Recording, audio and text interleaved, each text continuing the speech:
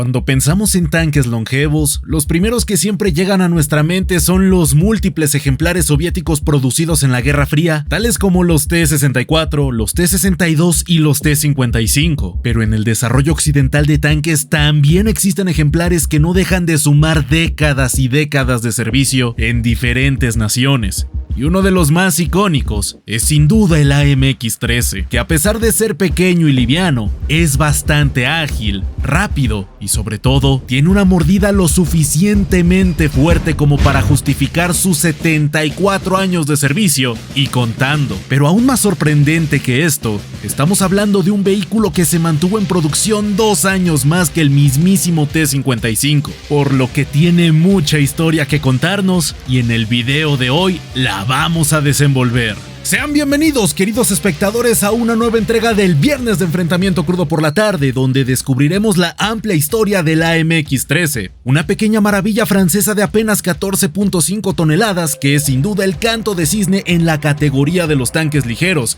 y en esta ocasión descubriremos su concepción, producción e historial de combate, así que agárrense de donde puedan porque los acompaña su anfitrión de Auslanda y estamos a punto de empezar.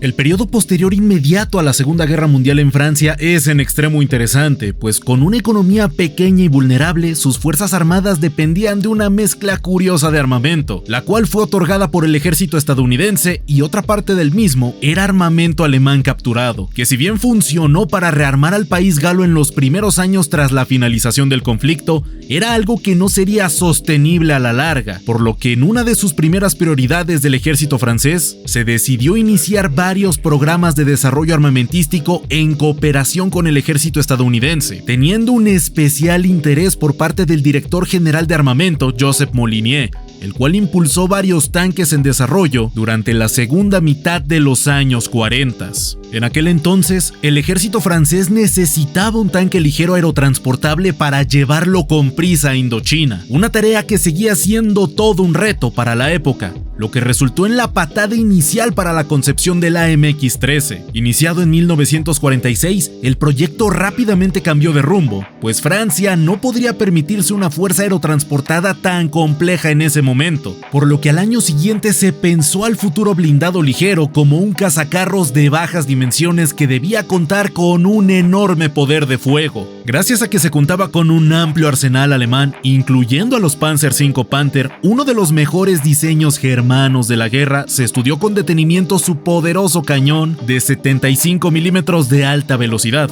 el cual tenía una efectividad mayor a la del Tigre 1, al cual se le incorporaron cambios y mejoras que derivaron en el CN-75-50, más corto, con una nueva recámara y cierre a comparación del arma montada en el vehículo alemán. Además de esto, se decidió usar una torreta oscilante junto con un autocargador para reducir el número de tripulantes necesarios para operar cada vehículo, aspectos que en conjunto daban la apariencia y el sentido de un tanque nuevo y avanzado, produciendo un par de prototipos que junto al pesado MX-50 fueron enviados para ser estudiados con detenimiento en los Estados Unidos. Tal y como mencioné anteriormente, Francia no tenía una economía capaz de mantener la producción de ningún tanque, por lo que era necesario el financiamiento de la superpotencia norteamericana para que el proyecto del blindado ligero continuara, por lo que los primeros prototipos del AMX-13 fueron inspeccionados por una comitiva de 300 oficiales de varios países aliados de Francia y Estados Unidos hacia finales de 1950. Las pruebas fueron bastante concluyentes.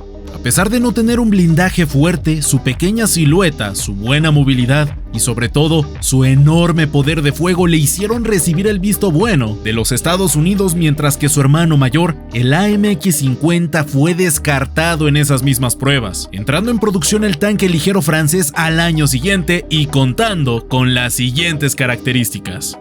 El AMX-13 tiene un largo de 6.36 metros contando el cañón, una anchura de 2.51 metros y una altura de apenas 2.35 metros, el cual está tripulado por 3 hombres, el comandante, el artillero y el conductor. Su peso en orden de combate alcanza las 14.5 toneladas, las cuales son impulsadas por un motor de gasolina de 8 cilindros capaz de producir 250 caballos de fuerza, otorgándole una autonomía de 400 kilómetros junto a una velocidad máxima de 60 km por hora. Asimismo, su suspensión era de barra de torsión con 5 ruedas en cada lado, y el motor está montado en el frontal derecho del chasis, mientras que el conductor se sienta en el lado izquierdo. Su armamento original es el previamente mencionado CN7550 de 75 mm semiautomático, el primero de su tipo en entrar en servicio, el cual es capaz de disparar sus proyectiles a una velocidad de 1000 metros por segundo, permitiendo atravesar hasta 175 mm de blindaje a una distancia de 1 kilómetro, pudiendo hacer uso de munición perforante y de alto explosivo. Por último, su armamento secundario consiste de una ametralladora Mac 31 de 7.5 milímetros, para la cual se podía llevar un máximo de 900 rondas.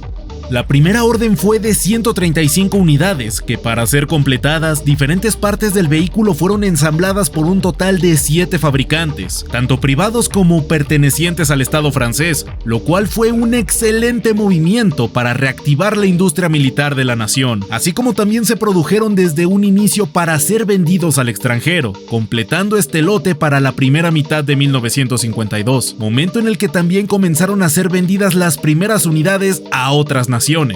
Debido al muy curioso tiempo que estaba viviendo Francia, donde aún se utilizaban activamente tanques de la Segunda Guerra Mundial, el AMX-13, el orgullo más grande del país galo en ese momento, gracias a haber sido presentado como uno de los blindados más modernos del mundo, tuvo que servir codo a codo junto a algunos veteranos sobrevivientes del mayor conflicto de la historia, como los M4 Shermans o los M26 Pershing, al menos durante un tiempo, antes de que el ejército francés hiciera una completa reestructuración de sus fuerzas blindadas y decidieran operar al AMX-13 en batallones compuestos únicamente de estos vehículos para finales de los 50s. Pero no nos adelantemos. Naturalmente, lo primero que hicieron los franceses tras recibir el vehículo fue experimentar ampliamente con ellos, descubriendo varias inquietudes en el proceso. Para empezar, al ser un vehículo tan compacto, el mismo solo era capaz de acomodar a tripulantes con estaturas iguales o inferiores al promedio francés de 1947. Es decir, que cualquiera que midiera más de 1,72 m se encontraba en un espacio incómodo de operar. Su escaso blindaje era una preocupación, pues si bien es capaz de resistir fuego de ametralladoras pesadas, las armas antitanque de infantería más comunes del momento como bazucas o cañones sin retroceso de 75 milímetros amenazaban gravemente la integridad de este vehículo. Y hablando de integridad, uno de sus primeros operadores extranjeros, Israel, realizó un reporte en el que se detalla la fragilidad de la MX-13 ante la posibilidad de un impacto directo, en el cual tanto los compartimentos de munición y de combustible en la parte trasera junto con el sistema del autocargador pueden ser afectados y terminar con un desenlace fatal para el vehículo, y más importante aún, para sus operadores. Como si no fuera suficiente, el autocargador, que era tan peligroso para sus tripulantes, en caso de ser impactado tampoco manejaba bien los proyectiles de alto explosivo, por lo que se recomendaba a la tripulación cargarlos manualmente en caso de requerir el uso de esta munición para evitar cualquier percance. Así como rellenar de proyectiles el autocargador era bastante tardado de por sí, necesitando de hasta 2 horas para completar el proceso. Y encima necesitaba encontrarse en una línea segura para hacerlo, pero la cereza en el pastel es que tampoco era adecuado para tareas de reconocimiento, gracias a que su cañón podía atascarse fácilmente en el camino al bajar de una pendiente si el conductor no tenía cuidado de por dónde se pasaba, así como su motor es muy ruidoso, mucho más de lo que eran otros vehículos de reconocimiento en servicio con el ejército francés, como lo era el M8 Greyhound, otra reliquia de la Segunda Guerra Mundial que se mantuvo en servicio activo en el país galo durante bastante tiempo. Pese a todos estos inconvenientes, las virtudes de la MX-13 eran de mucho mayor peso, determinando que la supervivencia del vehículo también estaría acompañada de su baja silueta y agilidad, además de que era barato, muy barato de producir, tanto el chasis como la torreta y sobre todo su cañón, teniendo una amplia disponibilidad de los mismos, juntando más de 2.500 unidades de los cañones franceses para finales de la década de los 50, y la mayor muestra de su eficacia pese a sus múltiples y variados problemas, lo podemos ver reflejado en su historial de combate.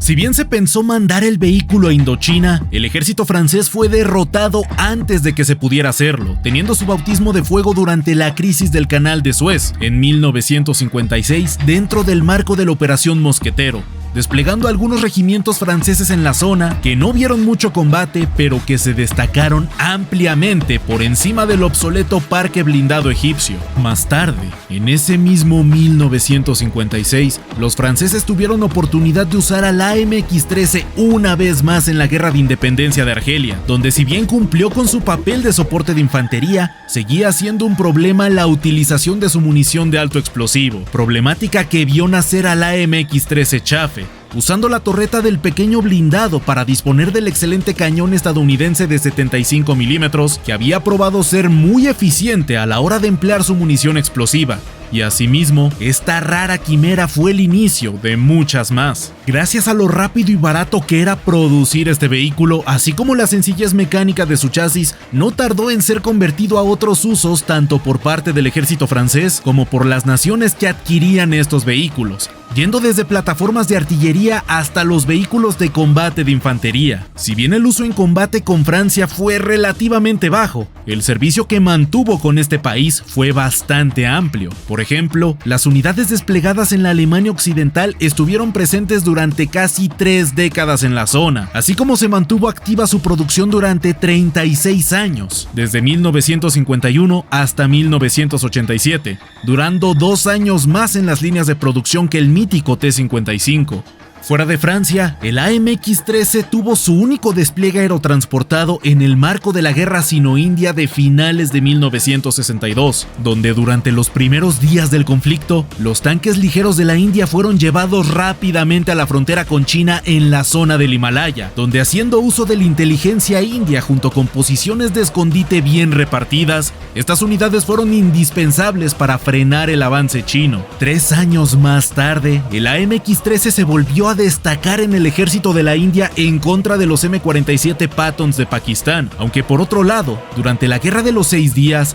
los AMX-3 israelíes ya presentaron complicaciones en la batalla. Si bien fueron capaces de hacerle frente a los M-48 de Jordania, su cañón de 75 milímetros estaba quedando corto para frenar a los T-55, por lo cual no es de sorprender que al menos en Israel, estos vehículos fueron jubilados y vendidos a Indonesia, pero en Francia ya se tenía una solución al problema. Así como el AMX-13 había demostrado ser apto para transformarse en esencialmente cualquier otra cosa, su cañón también tenía margen de mejora, por lo cual no es de sorprender que se le llegara a incorporar cañones de 90 y sobre todo de 105 milímetros. Este último capaz de perforar hasta 300 milímetros de blindaje a 90 grados a una distancia de 800 metros. Y como dato curioso, tanto el cañón de 75 milímetros como el de 105 fueron usados para modernizar a los Shermans de Israel y que fueron ampliamente usados durante las guerras árabes en contra de este país, un tema del que ya hablé y que puedes ver en este otro video. Si bien la potencia de fuego que añadía el cañón de 105 milímetros era abrumadora,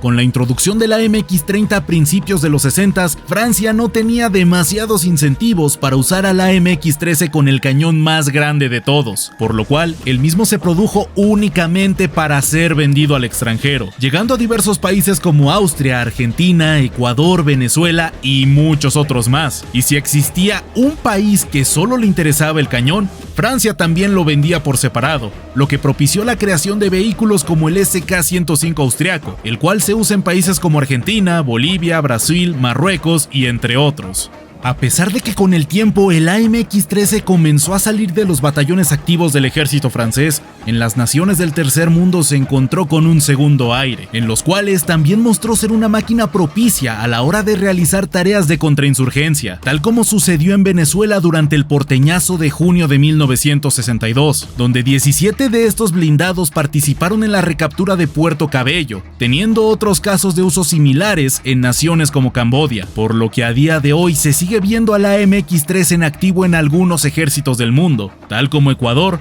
Perú, Indonesia y Venezuela. El AMX-13 es un vehículo curioso, que al menos en lo que a mí respecta, llevó al máximo un concepto de la Segunda Guerra Mundial como lo son los tanques ligeros, pero que al mismo tiempo resultó en una curiosa mezcla con los cazacarros, dando como resultado un híbrido que era perfectamente capaz de hacerle frente a casi todos los blindados que existían en el momento en el que entró en servicio. Y cuando añadimos a la mezcla el poderoso cañón de 105 milímetros, se convertía en una pequeña bestia bestia de muchísimo cuidado, que fue un completo éxito en el mercado internacional, dejando un número de producción de casi 8,000 unidades. Además de que su auténtica maravilla recae en el hecho de que fue un vehículo de vital importancia para volver a poner en funcionamiento la industria militar francesa tras la finalización de la Segunda Guerra Mundial. Respecto a sus operadores, las opiniones varían muchísimo, pues era incómodo y francamente inseguro, necesitando de un buen trabajo de inteligencia para poder operar debidamente, pero también era lo suficientemente rápido, pequeño y poderoso para no dejar a nadie indiferente. Y como en tantas ocasiones suelo decir, el mejor tanque no es aquel que el que se quiere o el que se pretende tener, sino el que se tiene. Y si algo demostró el AMX-13, es que sin importar de si se trataba de un desierto africano, una densa jungla en una isla del sudeste asiático o de un terreno alto y montañoso, la pequeña maravilla francesa estaba ahí, lista para cumplir con su misión. Y esto fue todo por esta ocasión, espero lo hayan disfrutado y si fue así, los invito a seguir viendo más contenido histórico en este mismo canal. Y antes de irme quiero agradecer a mis queridos donadores y miembros que siempre están presentes en cada directo, cuyo aporte económico me permite seguir dedicándome a esto y por supuesto traerles más y mejor contenido. Como en cada ocasión los acompañó su anfitrión Zeus Landa. Y sin nada más que añadir, ya nos veremos en la próxima batalla.